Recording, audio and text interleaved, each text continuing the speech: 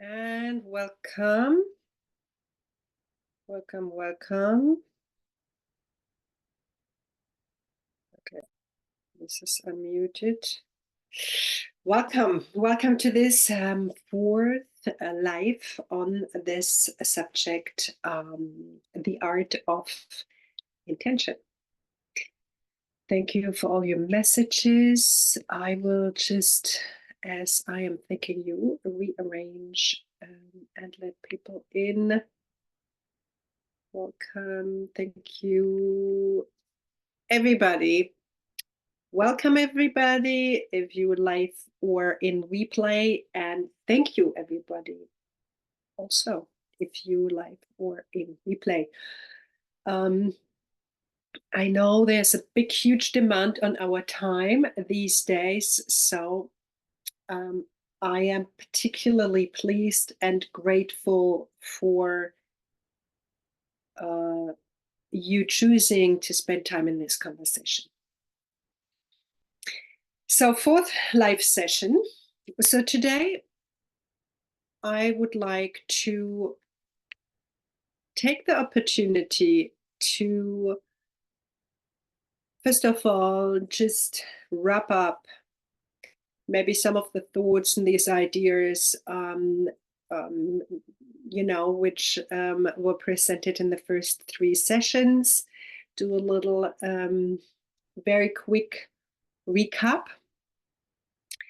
And then I will today share with you a little bit from my experience of the practice of the last 4 decades, which led me to today and to this desire. And actually, I feel like it's a need of us to sit again and remind ourselves, create momentum, support each other, and find different ways of being present for ourselves, staying connected, and with that, being connected to our community and to our families and friends.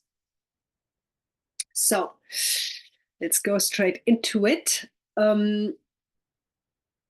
Right. So let me just recap with the parts which I feel are probably the most important parts of this art of intention. And in fact, it applies to, which can be applied to and should be applied to everything we do. So the art of intention and placing attention, being clear about our intentions, and with that, when we set intention, is of course the process of reflection. Where are we coming from? Where are we going to? And what is our motivation?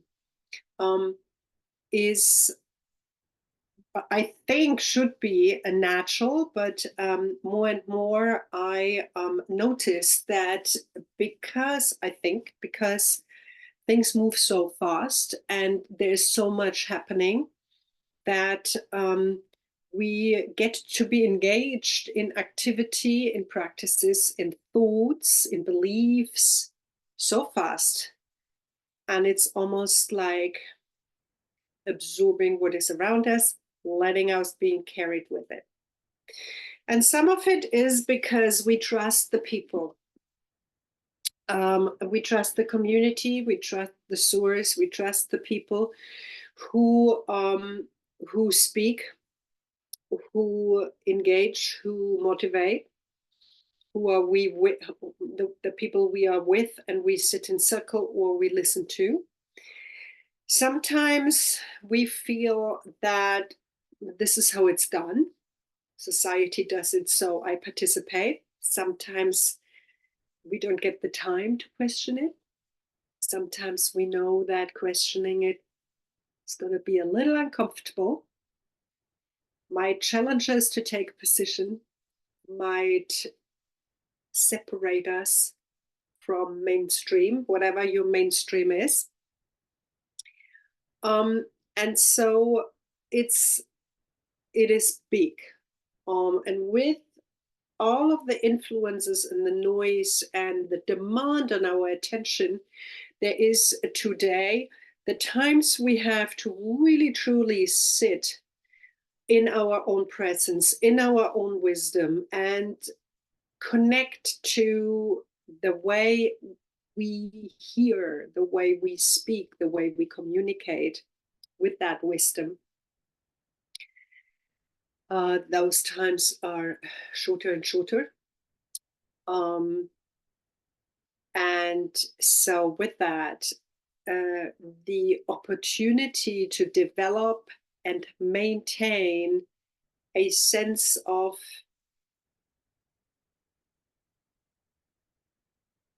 connectiveness to our own truth and the confidence in our taking a position, knowing in our inner wisdom and knowing what we need and when and how we want to go about it, that time is greatly reduced. So it takes real strength and real determination and action, awareness, awake, to craft and maintain these times. Take the time.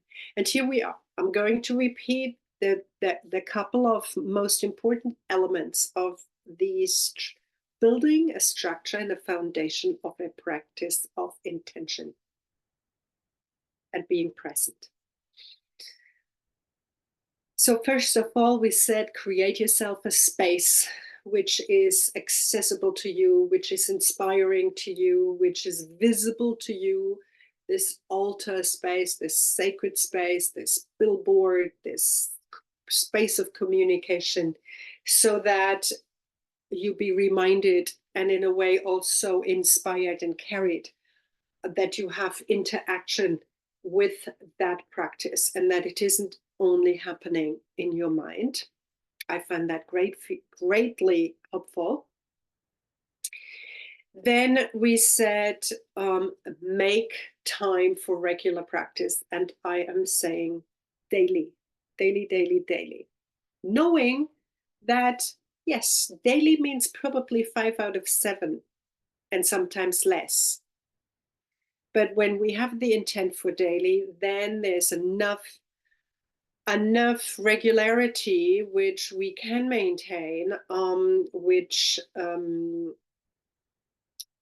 builds momentum, and we are less likely to miss it because every day is every day. That's it. No questioning, no arguing. Oh, I forgot it's Wednesday. Oh, I thought I already did it. All of that is cut short by daily.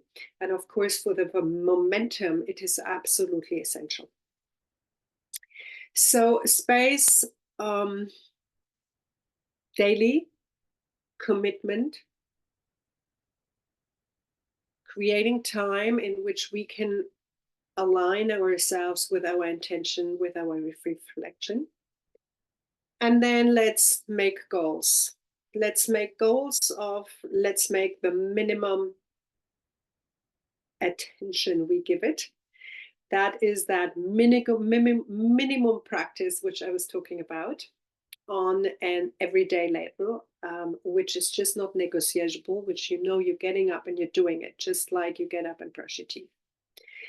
And then your ideal practice, which allows yourself maybe even a space of contemplation, which is long enough that it doesn't demand you an enormous effort to maintain your regular practice. So we're talking about realistic goals. Start with something which is simple, inspiring, relevant, sustainable, and then let it grow from there. And the other absolute essential element would be recording what it is that recording your efforts in order to be really have a black on white way of observing what it is that you manage to do. And that is your intention diary or spiritual diary, if you want us to just name it a little bit more general. So this is the foundation. These are the foundation for getting into a practice of intention. And in the last session, I talked about how we can adapt it and how we can grow our practice of intention. And today, I want to speak a little bit more about what happens when we do this regularly and what happens, how we can grow into, or whatever it is that we are facing and experiencing when we take this practice really into a deeper practice of being present. And then I want to share with you the techniques and the elements which I'm using in order hopefully to inspire you and to hold you. Now, I know that most of you who are here today, pretty much everybody, at least from the ones which I know, and the ones I communicated with, I know that you already have a practice. You already have tons of experience. Many of you, almost all of you, are holding space. You are holding circles. You are teaching yoga. You are holding communities, conversations, healings in groups and in individuals.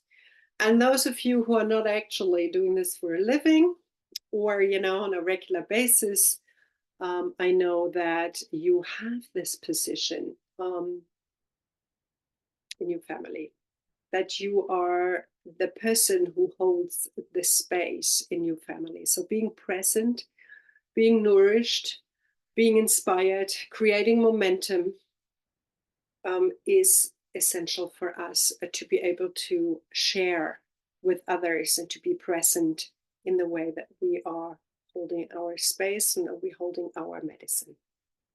So, what about creating these momentums, bringing in a practice, and that goes not just for starting something new, but also bringing letting the practice grow, maybe bringing different elements into what you're already doing. Many times, inviting something new into our lives and into our routines, like new habits, new jobs, new creative projects, a new relationship, a new momentum, a different perspective onto something we're already doing, requires us to let go of something old. Most of us, our lives are full. But even if we are switching the intent in a space which we're already holding, we are requested to step through a doorway, to step from something old into something new. We might have to let go of a belief or of a commitment.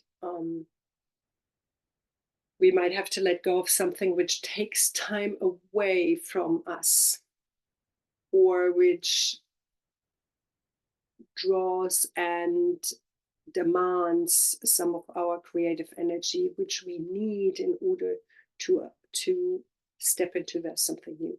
So we're talking about letting go, and letting go. This process of letting go is not always easy. And if we, even if we want to, sometimes it is difficult to untangle ourselves and to do it in a good way and to liberate ourselves. Now, knowing that we are in movement and knowing that there is change and knowing that that change is supported by a process that we can be carried by and inspired by, which will help us to move forward, is essential. And when I speak about the techniques, and for those who know me, and actually by now I think everybody, um, you know that living with the season and journeying with the rhythms will give you a natural reflection and a movement of maintaining the inspiration, the plan. You know, when we setting intention, when we planting it, when we bring it to manifestation, when we harvest, and then when we let go in order to dream new and dream the next phase. And that is, of course, our journey around the year, around the seasons, also with the moon, also with the sun in the day. So for today, one thing I'd like you to take away is this reflection about what, you know, what is my intention, but more so, what can I let go of? What is really still there out of habit? What is still there, which I actually really, I don't appreciate it. I know it bothers me. I know it drains me. I know it's old and stale. So what do you want to let go of?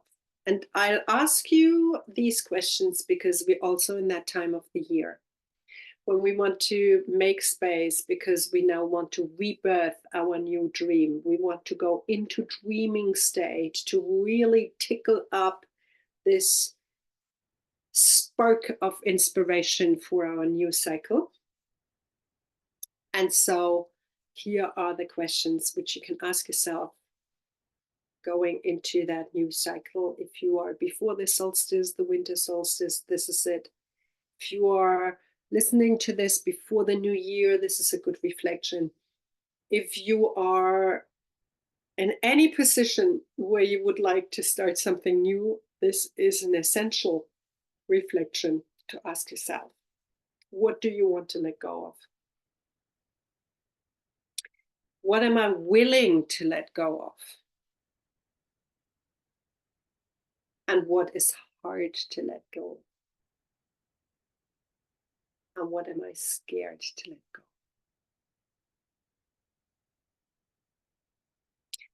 Write this on the back of your intention sheet. And just to ask yourself these questions will bring up and make visible whole opportunity of interaction, reflections, changing, moving forward, and intention setting for a long time. Now, these questions, I'd like to, when I ask myself these questions, which I know I cannot just answer with yes or no, or with like, how are you making this recipe? I use oranges, apples, and fruits. And sometimes, something else.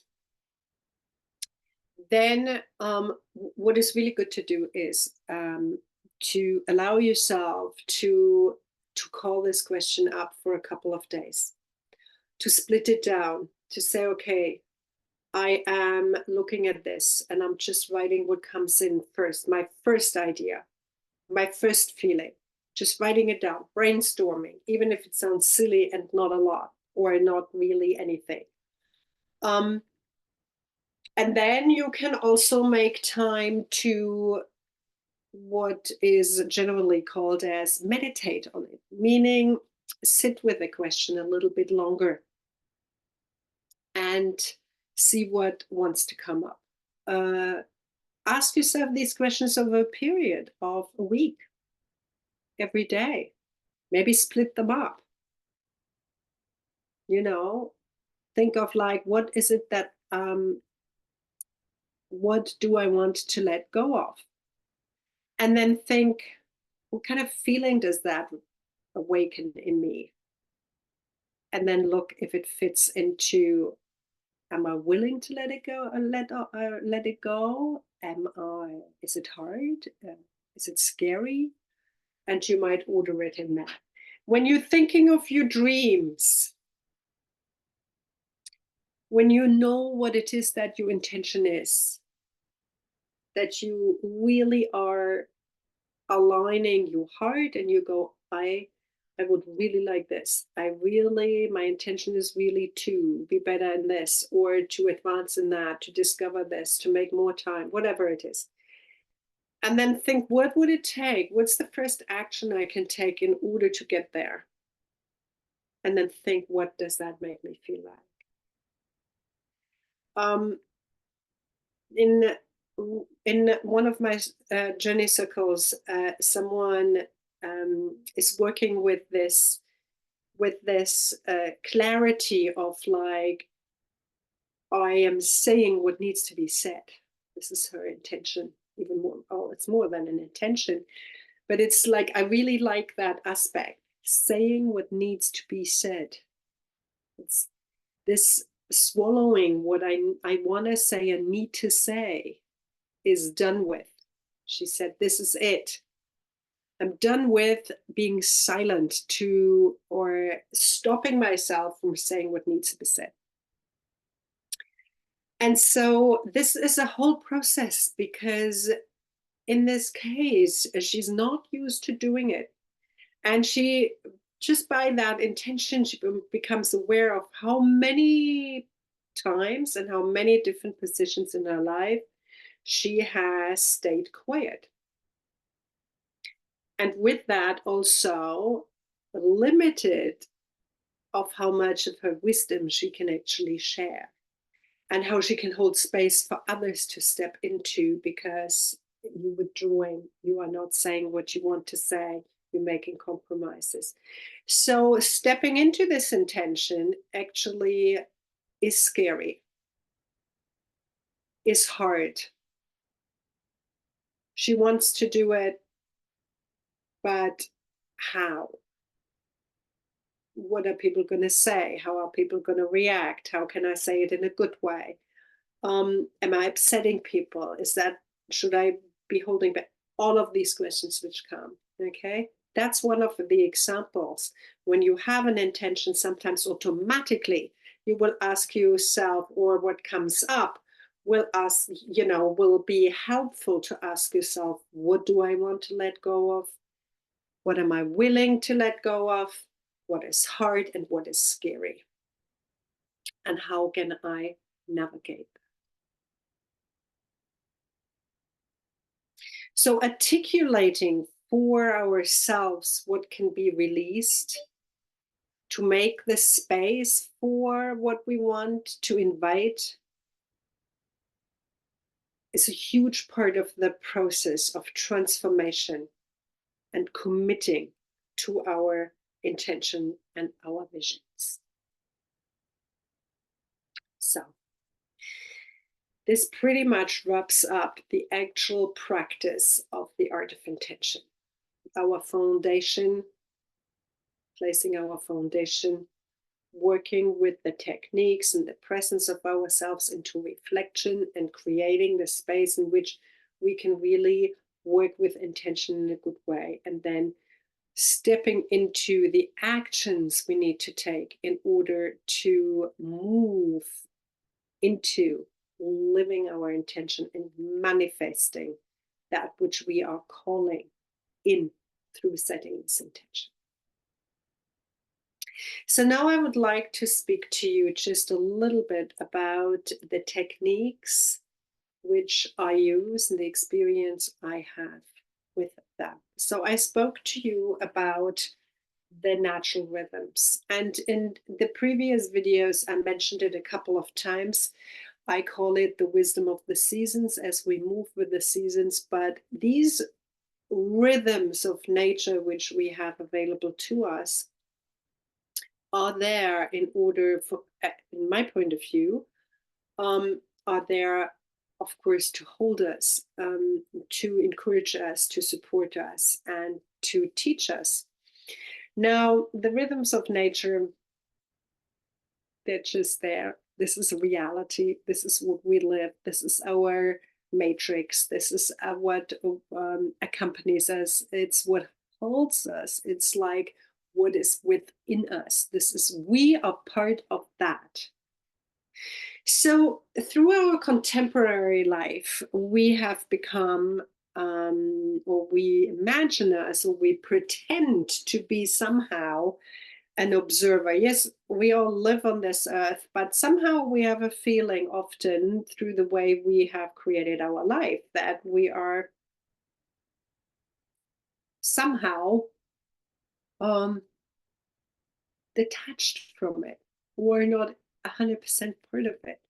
But obviously, the more and more we look at what is going on in the world, but especially as we are living with nature making itself very aware to us through the intense weather conditions which we have, the elements which are presenting itself to us on a regular basis, it is very clear to everybody that we are completely part of nature. And so, this idea that we don't actually see ourselves in that way every single moment of our life means that we have been conditioned and educated and allowed ourselves to be disengaged, to create separation from that which is and we are part of, and ourselves. And that I could be talking about for hours and hours and hours. So the rhythms of nature around us is what carries us and which is within us. So I'm repeating what I think I said in the last video. When we are disconnected from nature, we are disconnected from ourselves. And when we are disconnected from ourselves, we are disconnected from our husbands, from our children, from our families, from our community. And when we have separation like that, this is when disharmony is created. Then when we forget who we are, when we forget what we carry, when we forget what we bring to this world, and when we forget that we are unique. Each one of us is unique. You are not more unique than me, and I am not no more unique than the next person, but each one of us is unique. And all of our beautiful lights together create the beauty of this universe and humanity in which we are. And so the ultimate intention, I feel, and which is really the intention which gets me up in the morning, gets me to sit in front of this screen in order to share with you, which gets me to look at the sky and dance with the moon, is that the ultimate intention is to be fully aware, awake, and in participation, to turn up to this beautiful symphony, to our life. And with that, all together, co-create that which we call humanity. So the most important, and all of what is there for us to be carried, is the rhythm of the seasons, the rhythm of nature, the presence of all of what is there. And so I encourage you, if you are not already living with that understanding, to really sit for a moment and see which parts of your life and your routine and what you have created can be really nourished by it, and which one isn't. Where is it fully present and where is it missing? And to see, can you bring it into the areas which are missing? And why is it missing there? Where's the compromise? Where's the disconnect? Where is the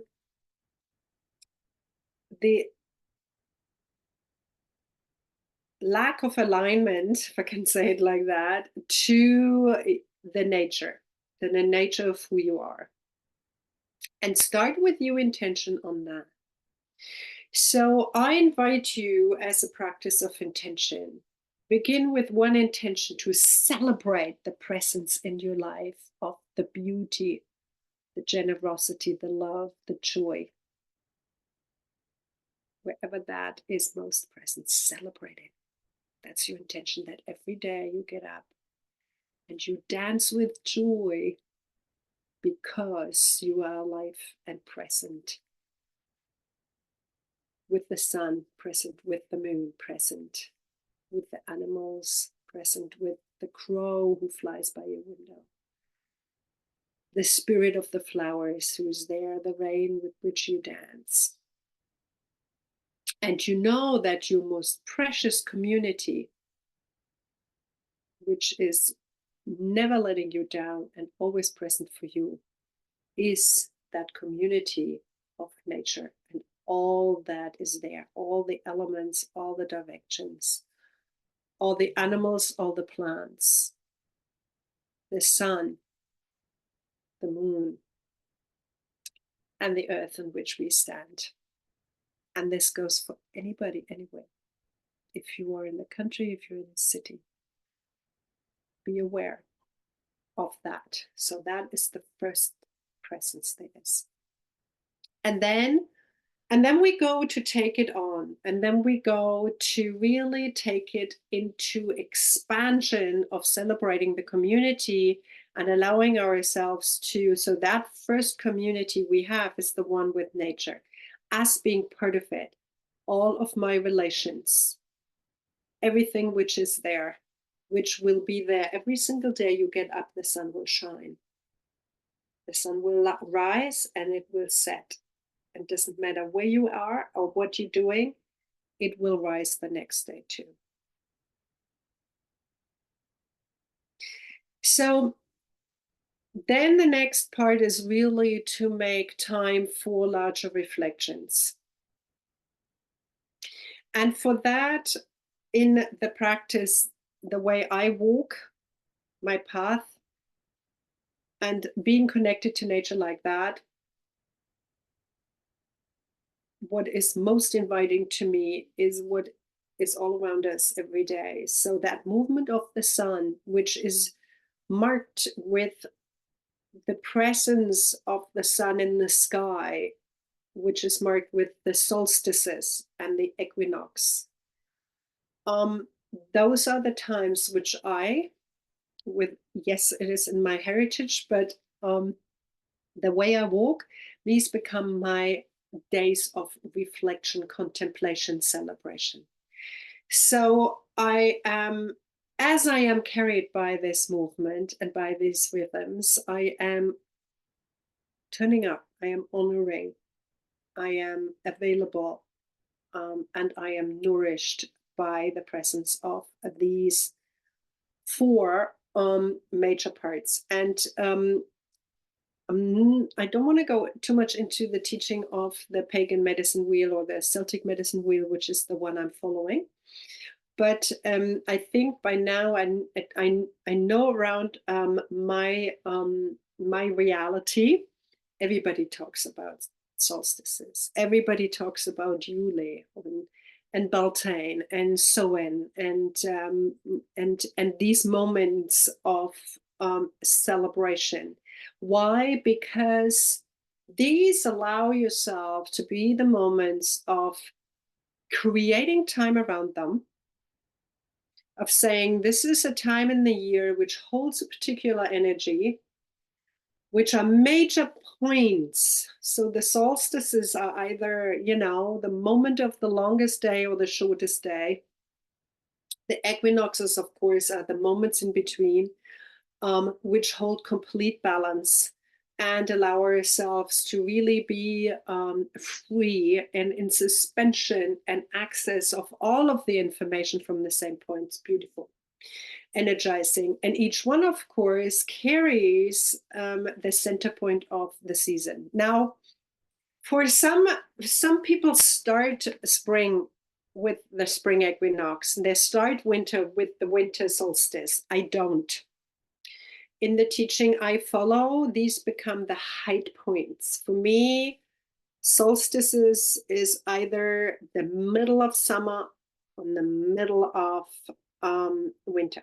Now, I'm not talking about temperatures. I know, and I know that depending where you are, we feel that winter only begins now in December because we're in the deep snow till right, you know, March. When we're talking about the middle of spring, the height of spring on the 21st of March for the equinox, we are in deep snow here in these areas where I am. That's not the point. So you are all advanced practitioners who are on here. I want you to have a larger picture. Think of the sun the way it walks. Never mind what the temperature is.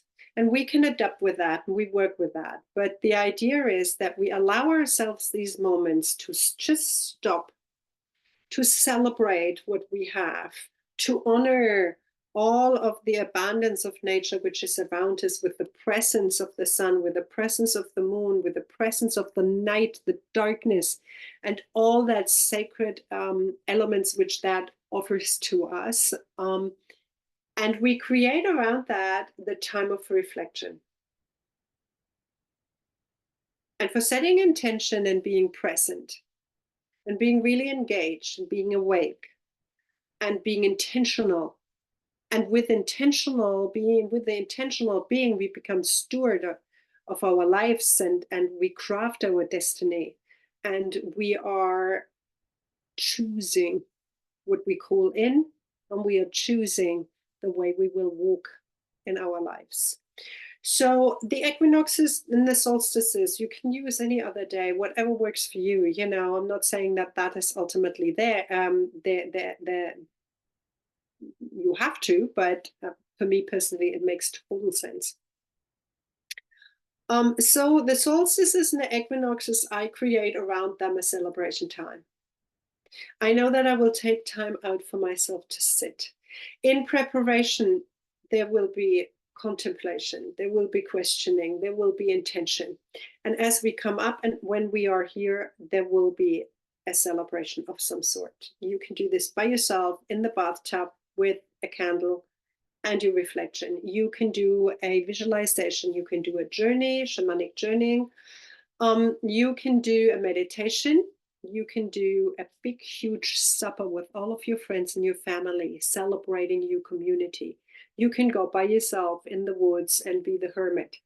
It doesn't matter what it is, as long as it is something which, again, is intentional, which works for you, which gives you a moment to stop and to reflect. Where am I going? Am I still aligned? What were my bigger intentions? Am I aligned with my medicine? Am I really living in alignment with what it is that resonates as important as to me from within? Where is it that I'm making the compromises? And if I'm making them, why? Am I still really conscious of that compromise and I'm choosing to make it because it's all good? Sometimes to get somewhere, we're making these compromises which are necessary, which I then think aren't really a compromise. When we're making it, it's intentional and we are having a vision and we know where we're going. And so we're choosing the path. And then it is no longer a compromise. It is an aligned choice to go to where we want to be. So these are those moments in nature, and they're naturally offered to us by the universe. And so I feel personally that it's a great invitation and it's a great opportunity to take them. So 4 times a year, to take this moment and to remind yourself, where am I going? Am I still aligned to that? Do I still know? Am I still on the path? Or have I dropped off the path and left the path somewhere like, weeks ago, months ago? Or have I actually just said yes to something which, in fact, I never choose? And now I'm realizing it drains me. I'm hemorrhaging energy because I'm doing it for the wrong reasons, to please the wrong people, and I have just sold my soul. So those are those 4 points. And if you manage to do that 4 times a year, it is really a beautiful way of staying awake. And then within the structure, I take it one step further. And I share this in the Wisdom of the Seasons, my 1 year program, the Wisdoms of the Season, where we journey around the seasons, and with these wisdoms of each of the seasons and the equinoxes, celebrating all of these major times. In that course, this is what we do. We have the 4 cardinal celebrations of the presence of the sun in either complete balance or in their extremes of presence or absence of daylight. And then the middle point between each of these points are the beginning or the ending, are the transition points between the seasons. And these in the Celtic medicine wheel are, more and more known around here too, but the wheel of the year, they are marked with in bulk on beginning of February, which is the beginning of the journey towards spring equinox. And then the beginning of journeying toward the middle point between spring equinox and the summer solstice would be Beltane. Then we have Lammas between summer and autumn. And then we have Samhain between autumn and winter. And so we have, in fact, 8 transition times. Well, 4 transition times and 4 celebration points. And it's with that natural presence of the sun and the moon and the elements present in the sky and in our environment that we are carried around this year, and that we are aligning ourselves with the elements and the teachings and whatever is present in these times in order to apply them to our lives. And it is something I have been doing for decades and decades and decades, and it has never been boring. And that is something which to me is like super important. I'm creative. I need to be inspired. I like it. My being needs discipline.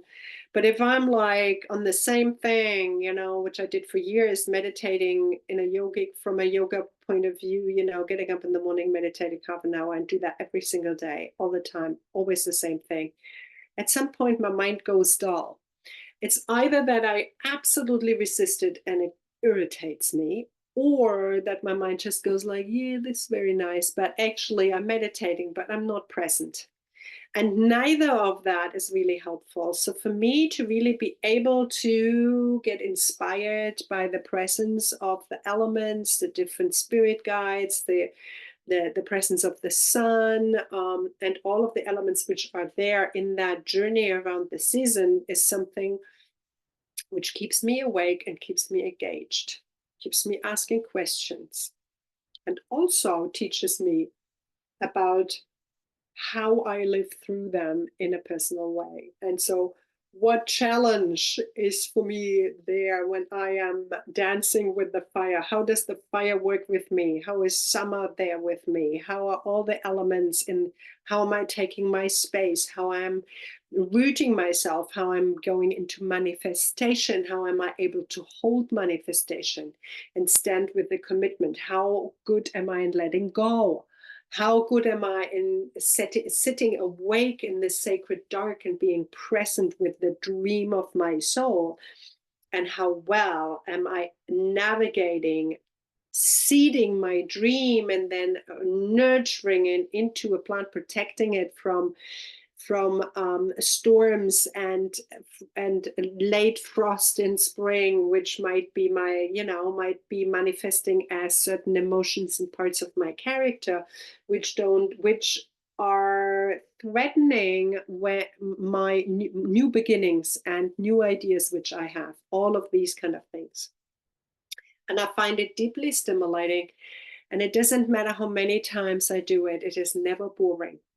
I've never once I'm like, oh my God, in summer, this is summer solstice. So I'm asking myself always the same questions. But as I am turning up in my life with my new cycle, with my new intentions, with my dedication to something or the other, this question never resonates in the same way.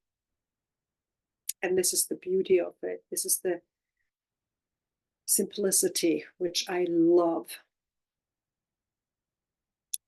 And what more of, and that is the for me, that beautiful part, that when you work with the teaching of the seasons, you will be able to then learn the aspects of each season and the teachings. You will learn how you personally are present, what are the challenges of your character and your being and your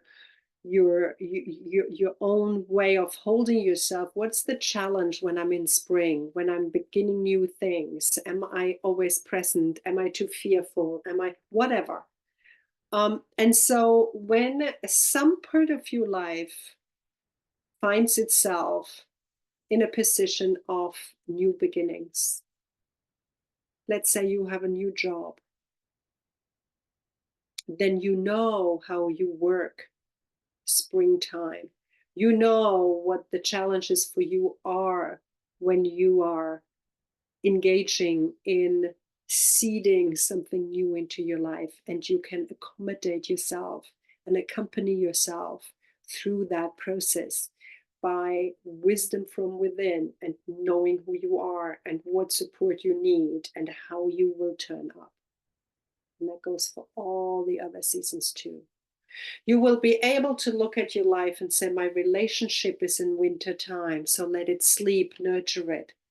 My job, let's say my personal development is in springtime, so let it give the attention it needs. My home life might be in the autumn time because now my children are leaving home. And so there is this whole process of letting go required of a certain way of life. And I know how I personally work autumn time. What are the challenges? What I love in it? What am I good? What's the support? What's the natural movement of that? And I can apply it to that. And you then become knowledgeable, aware, present, and grounded in all aspects of your life and how to work them and present them.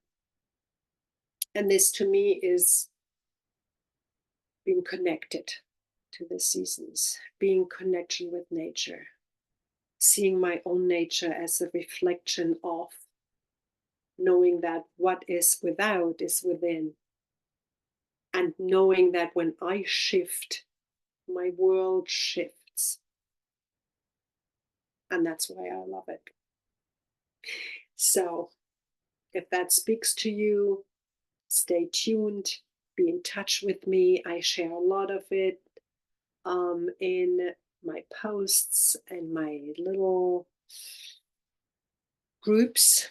And that's the next part I want to speak to. My personal form of inquiry, besides engaging with nature as it is, having a routine of meditation, having a presence of ritual in my life all the time with everything. A ritual when I get up, the ritual in my days, the ritual when I, at the end of the day, and that again is like really nourished by the presence of these elements in our natural cycles. And then also the allowing myself to rest at night. And so Ritual to me is like a form of bringing into the physical expression that which is in energy all around. And so for me personally, it grounds that teaching, it brings that teaching into something tangible, enjoyable, inspiring. And so I use ritual, small ones, bigger ones, all the time in order to bring that in. And for those who know me, I have big altars. I create spirit presence through the goddesses I make. I have my altars are I have like many of them. And so I have candles. I burn incense every single day. I greet the spirit. I greet the sun. I greet the land. I walk the land. And I create sacred stillness in order to listen of my inner response to that. And one big form of communication, which is very dear to me, and I have worked now with for years and years, and many of you know, in which I use when we sit in circle. When I sit in circle with people, I encourage and I hold the space through the practice of shamanic journey. Why? Because shamanic journeying, the actual, and I mean not guided shamanic journeying, which are more like a visualization where someone takes you into imagining or seeing something within and having an experience of an image which is already given to you. But the traditional unguided shamanic journeying, which is carried, which is direct revelation. This is you journeying with your inner wisdom and communicating with the spirit around us, nature, animals, whatever is there, with a different level of consciousness carried by the sound of the drum. I won't say anything in the while we're doing it. It's the drum which carries your own journey. And there's a small technique to it. It's a very simple technique of how we journey from this ordinary reality into non-ordinary reality, where we have communication with compassionate spirits, which are there for us to learn, to heal, to get ideas, to get experience, to create reference of energy, the way it is held, and this is the big part, what happens to our own energy when we engage. And so all of the questions we are asking is always in relation, what happens to my energy? What happens when we speak about my medicine, my power, and power in the sense of like my totality, the way I can shine. What happens to my power? Where do I leave it? How do I engage it when I'm engaged in this kind of context with communication? In my daily life, being with my family, with work colleagues, what happens? Am I being inspired? Am I staying in my power? Am I giving it away? Am I needing to nourish myself of the power of others by holding it and taking it away from them? It's all of these dynamics which become very clear and which are revealed in this shamanic journeying practice when we are communicating with spirit guides, elements, presences, which will reflect us what is happening and which will give us an understanding of how we engage and what happens to us. And then also, of course, ultimately, how we can stay within our strength and how we can communicate in a way that we share and not that we take away or give ours away. And so the important part about that is a form of direct revelation. It isn't me who tells you what to do. I will hold the space for the participants to do their own shamanic journeying, carried by the sound of the drum. And then you will come back with your images, ideas, feelings, like in a dream. And together we will be able to bring them into the now, into our understanding, and then through sharing our experience, we will move into the process of interpretation, what it means. And in that process of interpretation, we will help each other to see different kind of perspective of what it could mean, and then to understand what it means for you. Only you can make that decision at the end. So it is a process of direct revelation. It's a process of building the confidence and the habit of communication with what is within you, with your inner wisdom, so that when you need understanding, when you need confirmation, when you need to trust, when you need to make decisions, then you have the strength, the experience, the confidence, and the ability to go to see what it is that you need inside of you. You taking inner counsel first, and then you step into community, into sacred community, to get the support and the confirmation to then move forward in a good way, in a way which is good for you and aligned with your power, your energy, your medicine, so that you can participate from a chosen, confident, integrity, sovereign point of view into that community and into that humanity, to create the world which we really want to create. And the very last part of that, which is really, really important to me, is the community. We amplify when we sit together. We amplify when we are in community, when we are joining in intent, and when we are joining in integration. Community is super important. There's room for both. There is the time when we are together, there's the time when we are individually sitting, building confidence, communicating with that community of spirit, which is there, of nature, which is there. That is our very first community, because it reconnects us to our source, to the ultimate source, and where we come from. This is the connection to our source, which gives us identity, which gives us confirmation and confidence of who we are and what we bring forward. And then we sit with that confidence, and we sit with that connection, and we join others in the circle to be seen and to see the others, to bear witness to the medicine of other people, and to be witnessed in the expression of who we are. And so here we are. This is the end of this 4th video. It was a joy for me to share this. I felt the sense of community. I felt the connection to the elements, to my inner source, to the nourishment which comes out of being connected.